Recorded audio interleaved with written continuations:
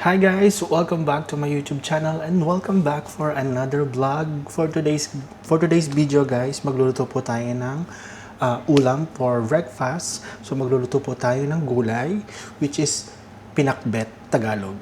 So guys, pakita ko sa inyo ang ating mga ingredients na gagamitin sa ating lulutuing pakbet Tagalog or pinakbet. So guys, meron tayo ditong kalabasa, meron tayo ditong ampalaya, meron tayong talong, okra, sitaw, gagamit din po tayo ng chili, gagamit po tayo ng isang buong sibuyas, isang buong bawang, at meron tayo ditong special which is ginisang alamang na galing pa sa Pilipinas na pinadala ng mother ko kay Maris. So guys, samahan nyo na ako magluto and i-prepare ko lang itong mga ingredients and then mag-start na tayo. So guys, putol-putulin lang natin tong sitaw ng ganito. Yan. Hanggang maubos tong sitaw natin.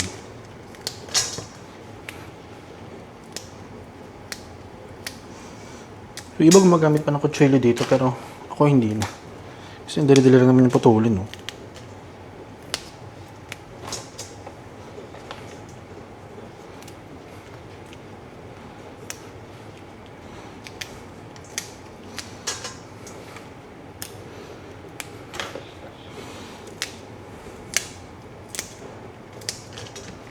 Ayan, pwede mo siyang pagsabay-sabayin.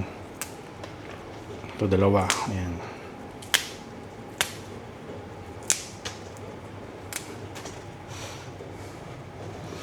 Gawin natin 3, 4. Tanggalin lang natin yung pinakandulo.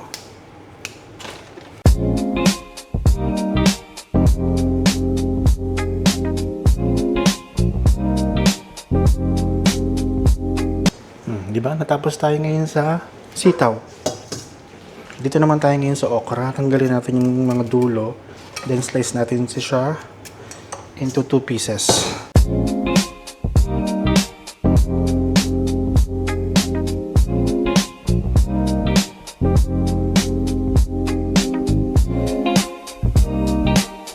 Yan. So ngayon, slice na natin siya into 2 to 3 pieces. Depende sa laki ng okra.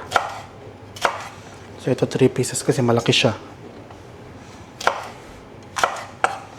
Pag mga ganito, 2 pieces lang.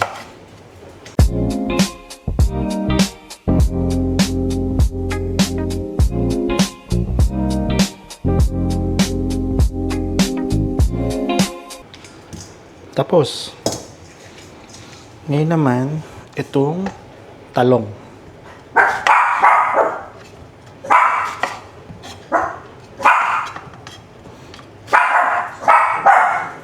So, hati lang natin ito to 4 pieces.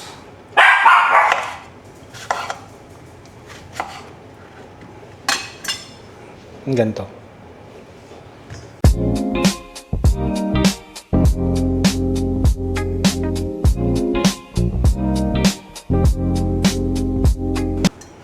Next, itong ampalaya.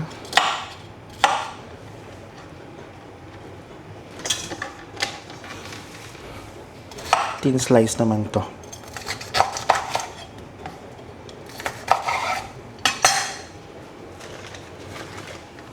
Tanggalin lang natin yung gitna niya.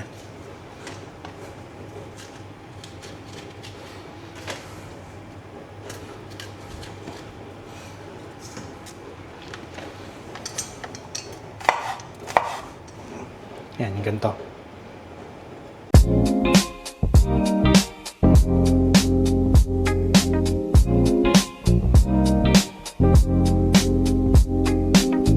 Ayan, so nagayat na natin yung ampalaya.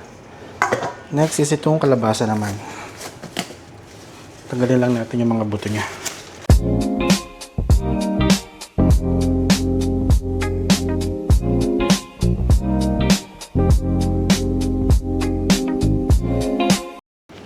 Hindi ko na siya babalatan guys, since hinugasan naman natin siya. Tsaka mas masarap yun kapag may balat, kasama yung balat. Para medyo may konting chewy.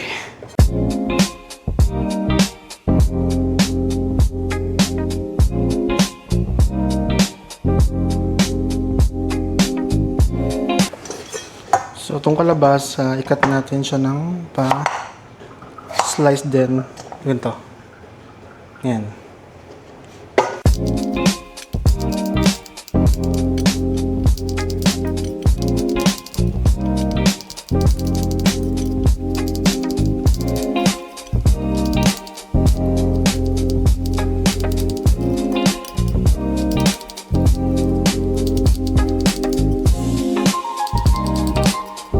So ayan guys, nagayat na rin natin ang ating kalabasa. Next is sibuyas at bawang naman. So ngayon guys, gayatin natin yung ating sibuyas.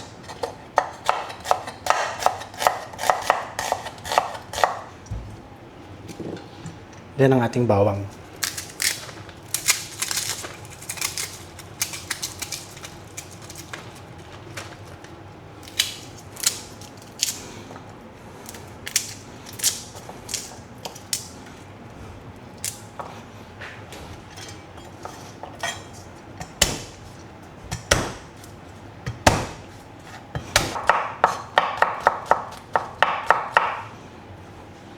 Now, we are done preparing all the ingredients. Ngayon, mag-start na tayo magluto, guys. Okay, guys, mag-start na tayo magluto. First, igisa muna natin yung bawang sibuyas. Ngayon, lagyan tayo ng olive oil. So, gisa natin ang bawang. And then, next ang sibuyas.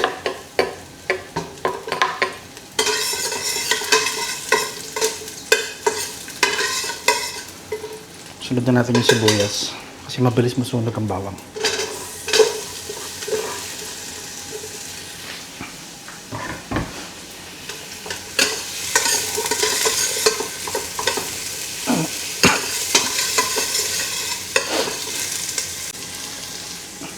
Then isunod na agad natin igisa ang kalabasa.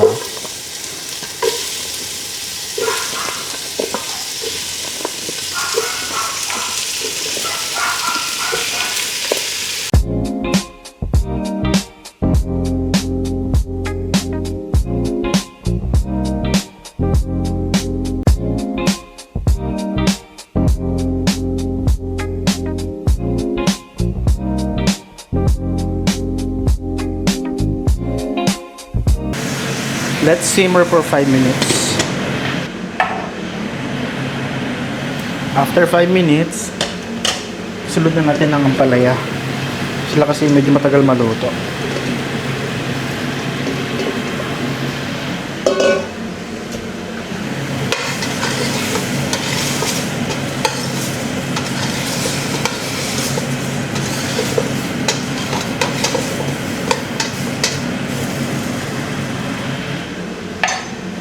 Cover natin siya ng another 5 minutes. After another 5 minutes, lagyan na rin natin guys yung mga talong. Lagyan na rin natin yung chilies. Then halo-haloin lang natin. Kasi medyo matagal din maluto yung talong. Ibang ano kasi yan, ibang variety ng talong.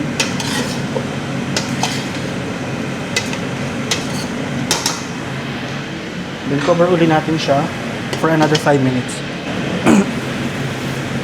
Yan, lagay na rin natin guys itong alamang, ginisang alamang na galing sa Pilipinas.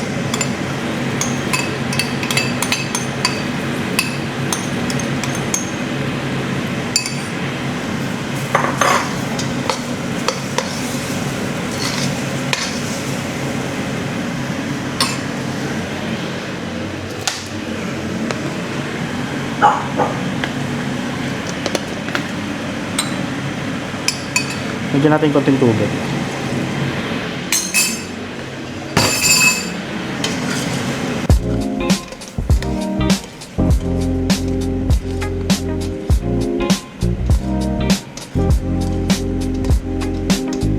Takpan natin uli and wait tayo ng mga 10 minutes naman. So after 10 minutes, lagay naman tayo guys ng chicken cubes. Lagay na rin tayo ng konting salt. Konti lang kasi medyo maalat na yung bagoong.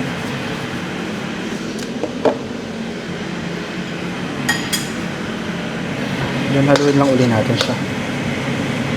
Make sure natin na matunaw yung Knorr cubes.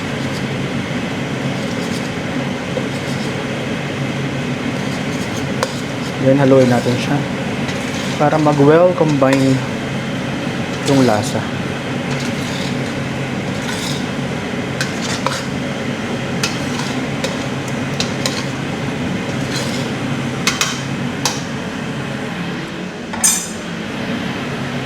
Takpan natin siya and kaya natin siyang maluto in 5 minutes. Ngayon guys, lagay naman natin ang sitaw sa ibabaw.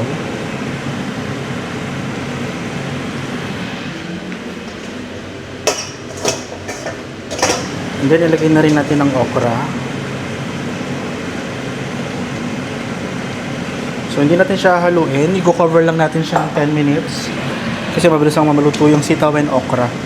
And after that, saka natin siya haluin once na maluto na yung sitaw and okra.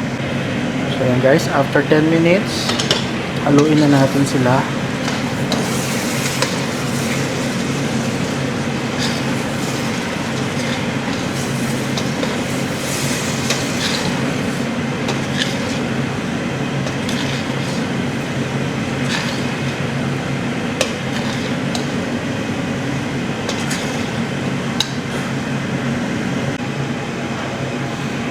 Ito na guys, luto na ang ating pinakbet Tagalog. Ayan.